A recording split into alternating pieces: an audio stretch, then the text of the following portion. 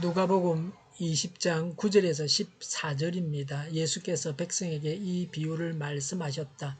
어떤 사람이 포도원을 만들어서 농부들에게 새로 주고 오랫동안 멀리 떠나 있었다. 포도를 거둘 때가 되어서 포도원 주인은 포도원 소출 가운데에서 얼마를 소장료로 받아오게 하려고 종 하나를 농부들에게 보냈다. 그런데 농부들은 그 종을 때리고 빈손으로 돌려보냈다.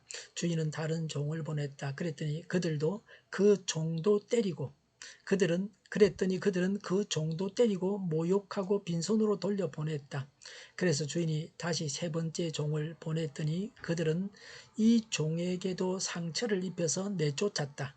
그래서 포도원 주인은 말하였다. 어떻게 할까?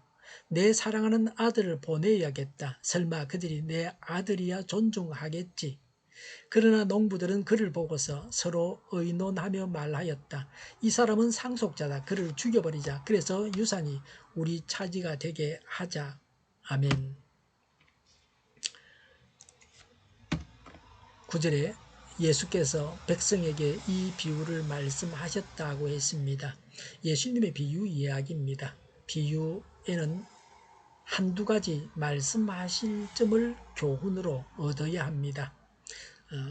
실제 이야기가 아니고 비유입니다. 비유는 한두 가지 교훈을 얻는 것으로 해야지 그러지 않으면 이단에 빠지게 됩니다. 포도원은 이스라엘이고 또 우리 자신입니다. 주인은 하나님이십니다. 농부는 유대 교권주의자요 곧 대제사장, 서기관, 백성의 장로들, 또 우리 자신이라고 할 수 있습니다.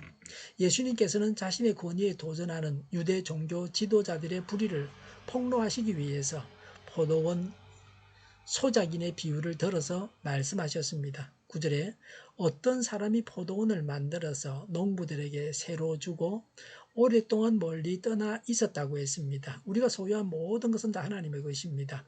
우리는 하나님의 것을 사용하는 자입니다. 주인의 뜻이 무엇인지를 늘 생각하면서 시간이나 돈이나 재능을 사용해야 합니다. 내 것이라고 하는 착각에서 벗어나야 합니다. 10절에 포도를 거둘 때가 되어서 포도원 주인은 포도원 소출 가운데서 얼마를 소장료로 받아오게 하려고 종 하나를 농부들에게 보냈다고 했습니다. 주인 되시는 하나님께 돌려드리는 것이 있어야 합니다. 우리에게 맡기신 모든 것에 대해서 하나님께 돌려드려야 합니다. 우리는 받은 자로서 주신 하나님에게 마땅히 드려야 합니다. 받았으니 당연히 드려야 하는 것입니다. 10절에 그런데 농부들은 그 종을 때리고 빈손으로 돌려보냈다고 했습니다. 마땅히 주인의 몫을 드려야 하는데도 그렇게 하지 않았습니다. 아무것도 하나님께 드리지 못했습니다. 우리가 소유한 모든 것이 하나님의 것입니다. 우리는 우리가 소유한 것을 가지고 하나님께 무엇을 돌려드렸습니까? 우리의 생을 마감할 때 생을 정리해보면 무엇을 하나님께 돌려드리시겠습니까? 오늘 또 무엇을 하나님께 돌려드리시겠습니까? 찬양과 영광과 감사를 돌려드려야 합니다. 원망과 불평과 불신앙과 불만족으로 하나님을 슬프게 하지 않습니까?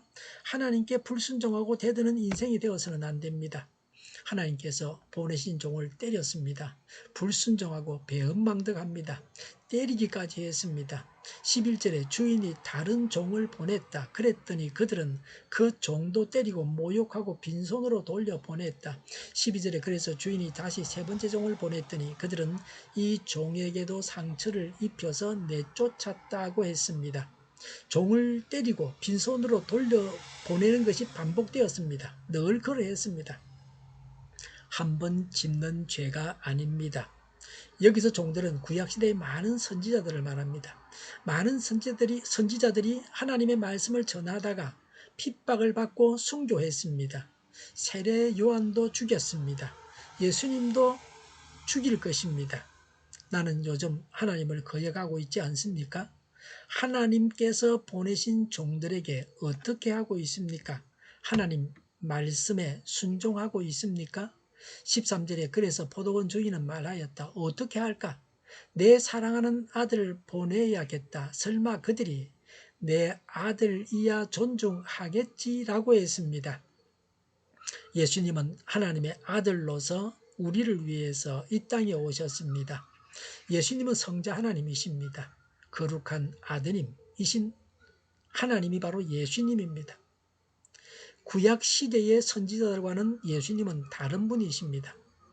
예수님을 이 세상에 보내신 하나님의 뜻은 성자, 거룩한 아드님이신 예수님은 존중하리라는 것이었습니다. 하나님은 오늘 나에게도 동일한 기대를 가지고 계십니다.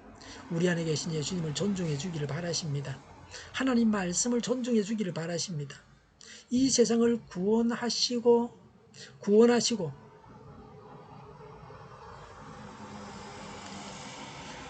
이 세상을 구원하시는 하나님의 애정과 열정을 알아야, 죄인을 구원하시고자 하시는 하나님의 뜻을 알아야 합니다.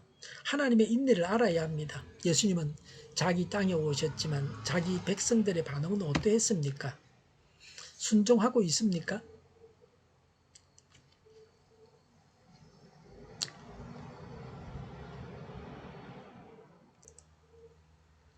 이 세상을 구원하시는 하나님의 애정과 열정을 알아야 합니다.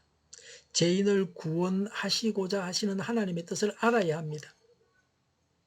하나님의 인내를 알아야 합니다. 예수님께서 자기 땅에 오셨지만 자기 백성들의 반응은 어떠했습니까? 14절에 그러나 농부들은 그를 보고서 서로 의논하며 말하였다. 이 사람은 상속자다. 그를 죽여버리자. 그래서 유산이 우리 차지가 되게 하자라고 했습니다. 예수님을 십자가에 매달아 죽였습니다. 사악한 소작인으로 비유된 유대 종교 지도자들은 자신의 사리 사욕을 위해 메시아를 죽였고 백성들을 거릇된 길로 인도했습니다. 본래는 예수님 앞에 무릎을 꿇고 경배하고 예수님을 영접해야 합니다. 인간 세상에 오신 예수님을 영접하고 경배하는 것이 사람의 도리입니다. 오늘날도 예수님을 거절하고 불신하는 사람들이 많이 있습니다. 이들은 우리의 선교의 대상입니다. 예수님을 죽인다고 해서 유산을 차지한다고 생각하는 것이 어리석습니다. 이런 욕심은 정반대로 나타납니다. 다 빼앗기고 맙니다. 15절과 16절에 말씀하고 있습니다. 하나님과 하나님의 말씀을 거절해서는 안 됩니다. 하나님께 반역해서는 안 됩니다. 예수님을 나의 왕으로 나의 주인으로 늘 모시고 살아야 합니다. 하나님께 선하고 아름다운 삶의 열매를 늘 드릴 수 있어야 합니다. 청지기 인생을 살아야 합니다. 모든 것이 하나님으로부터 왔으니 모든 것은 하나님의 것이고 나는 관리자라고 하는 그런 청지기 인생을 살아야 합니다. 기도하겠습니다. 예수님을 나의 왕으로 나의 주인으로 늘 모시고 살아서 아름다운 삶의 열매를 드리게 하옵소서. 오늘보다 내일이 더 낫게 하여 주시옵소서. 교회가 분열되지 않고 하나가 되게 하여 주시옵소서. 모든 언론이 제 역할을 다하게 하여 주시옵소서. 정의가 강물처럼 흘러가게 하여 주시옵소서. 하나님을 대적하는 법을 만들지 않게 하시며 있어야 할 법을 폐기하지 않게 하시고 있어서는 안 될 법을 만들지 않게 하옵소서. 선거 부정이 없게 하시고 부정선거 시비마저 없게 하여 주시옵소서. 공명정대한 통치가 이루어지게 하여 주시옵소서. 하나님께서 간섭하시고 하나님의 정의를 보여주옵소서. 코로나19가 물러가고 전 세계적으로 백신을 신속하게 대량 생산해서 충분히 공급하고 치료제가 나오고 가치생활이 끝나게 하여 주시옵소서. 수도권과 부산과 영도의 환자 폭증을 막아 주시옵소서. 우리 동일교회가 만구는 집 하게 하여 주시옵소서. 예수 이름으로 명하노니 모든 병만은 물러가고 몸의 모든 부분들은 온전하게 될지어다. 신유의 기적을 베푸셔서 지금도 저희의 질병을 고쳐 주시옵소서. 코로나로 신음하는 모든 자들을 고치시고 온전케 하여 주시옵소서. 저희와 교회와 이 나라의 민족을 불쌍히 여겨 주시옵소서. 잘못된 것을 제거해서 성결하게 하여 주시옵소서. 교회와 나라의 지도자 보고 허락하여 주시옵소서. 하나님께서 기뻐하시는 교회와 나라가 되게 하여 주시옵소서. 늘 맑은 공기를 마실 수 있게 하여 주시옵소서. 공부하는 학생들에게 지혜를 다하셔서 앞서가게 하시며 합격의 영광을 누리게 하여 주시옵소서. 오늘도 하나님 안에서 차고 넘치는 삶, 복된 삶을 살게 하여 주시옵소서. 감사와 찬양을 주님께 돌려드리며 예수님의 이름으로 기도하옵나이다. 아멘.